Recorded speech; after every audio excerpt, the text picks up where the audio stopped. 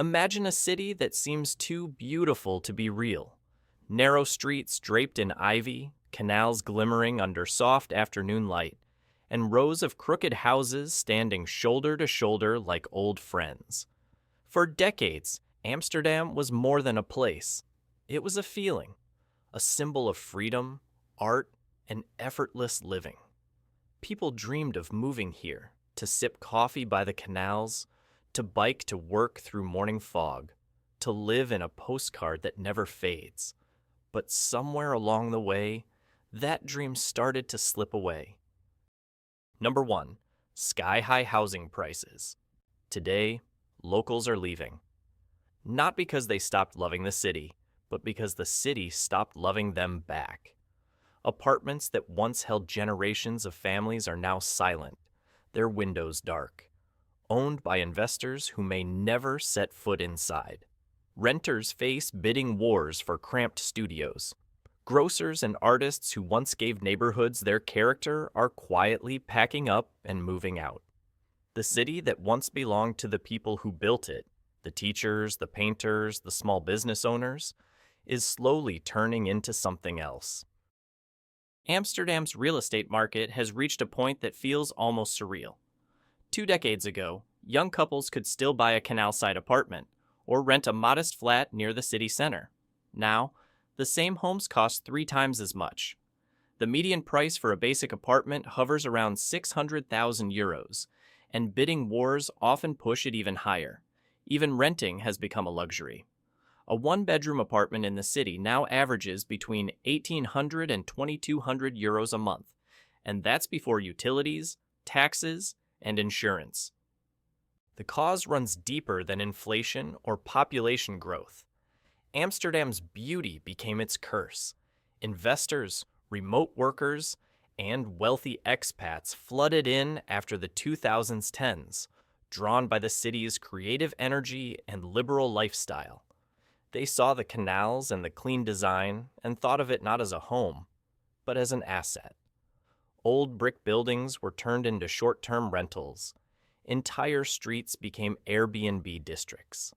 Apartments that once held generations of families now sit empty for most of the year, perfectly staged, perfectly silent. For locals, this shift has changed the rhythm of life. Streets that once echoed with chatter and Dutch now sound different, quieter during the week, louder on weekends, full of temporary voices that vanish by Monday. The community feel that once defined, Amsterdam is fading into something transactional. The average Amsterdammer earns about €50,000 a year, a decent income in most of Europe, but here it barely keeps up. Homeownership has become a dream, reserved for those born into wealth or those who arrive with it. The city has tried to fight back. New rules limit short-term rentals to 30 nights a year. Empty homes are taxed. Developers must now reserve portions of projects for affordable housing, but bureaucracy moves slower than the market. For every restriction introduced, another loophole opens. Construction lags far behind demand. Fewer than 5,000 new homes are added each year. And even when they're built, many are snapped up before completion by private investors. This pressure has created a quiet migration. Families move outward to nearby towns like Haarlem, Zaanstad, or Almere, where rents are cheaper and schools have space. Every year, more people commute into Amsterdam than actually live in it. On weekdays, trains pour thousands into the city like a tide. By night, they retreat, leaving behind postcard streets that feel eerily empty. It's not that people stopped loving Amsterdam, it's that Amsterdam stopped being livable. The city that once felt communal and egalitarian has become, in many ways, exclusive. Beauty is still everywhere, reflected in the canals, framed in the architecture, but it's a beauty behind glass. Locals can see it, but many can no longer touch it. Number 2, overtourism. For decades, tourism was Amsterdam's pride, a source of jobs, culture, and global fame. But success has a limit, and Amsterdam crossed it.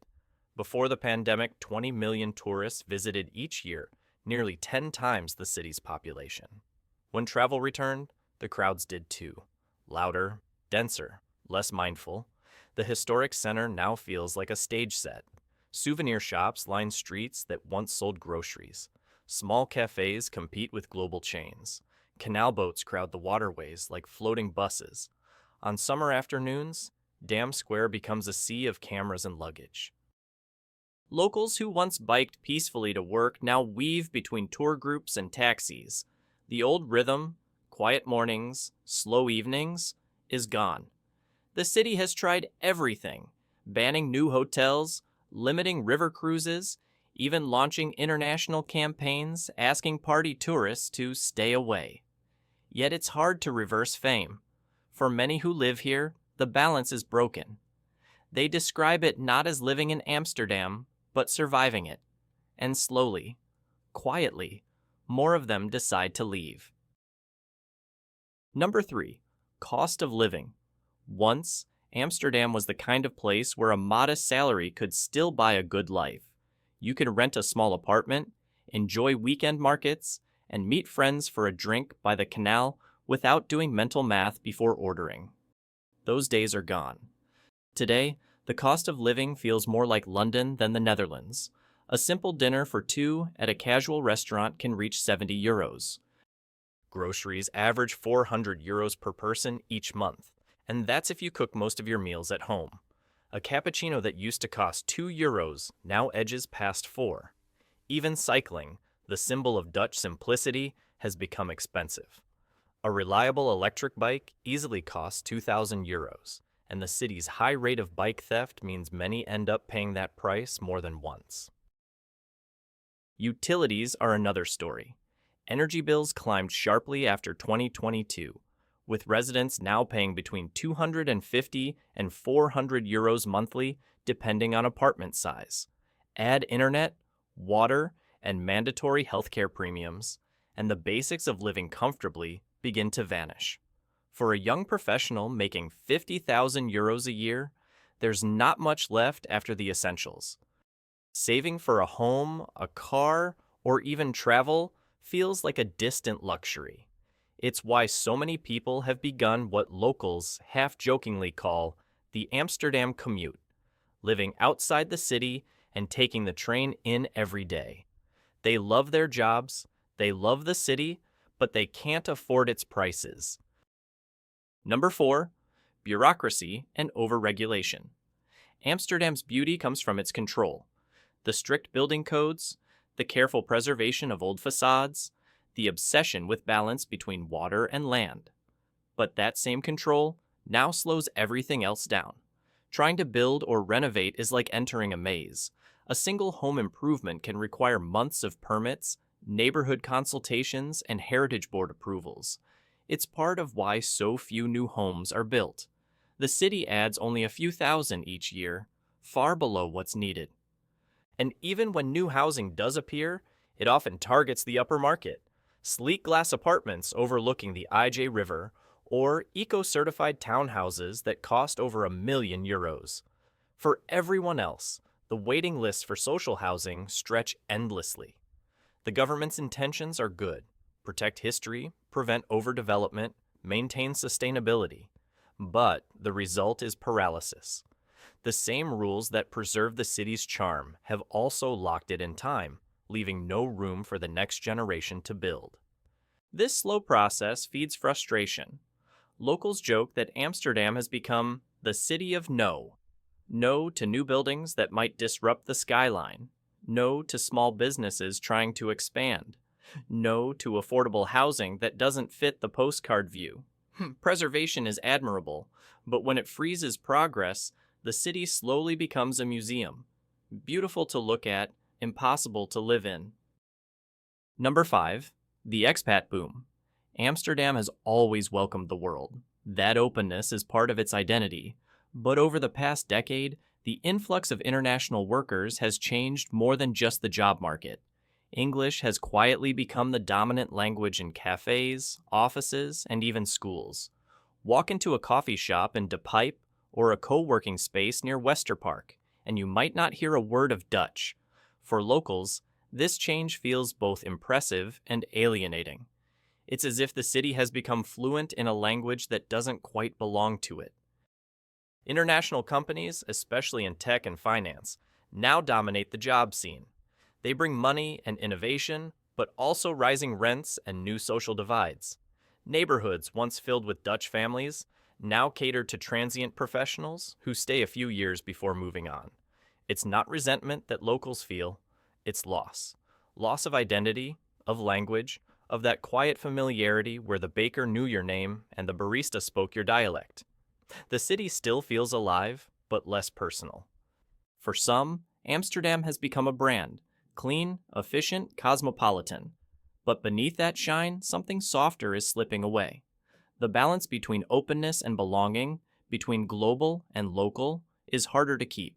And as the city keeps attracting the world, more of its own people quietly slip out of view. Amsterdam is still one of the most beautiful cities in the world. Its canals still shine under golden light, and its streets still hum with music, laughter, and the quiet rattle of bicycle chains. On the surface, nothing seems wrong. But look closer, and you'll see what locals feel. A city that's losing the people who made it feel alive. The artists, the shopkeepers, the students, the families, many have already gone. What's left behind is beauty, but less belonging. A city that feels more like a photograph than a home. The same charm that once invited the world has now made it almost impossible for ordinary people to stay. Yet, there's still hope here. Because Amsterdam has always been resilient. This is a city that fought the sea, that built its foundations out of water and determination, and maybe it can do it again. This time not against floods, but against the slow current of change pushing its people away. In the quiet of an early morning, when the canals are still and the fog rolls in from the water, you can still feel it, the heartbeat of the real Amsterdam. It's softer now, but it's there, waiting for someone to call it home again.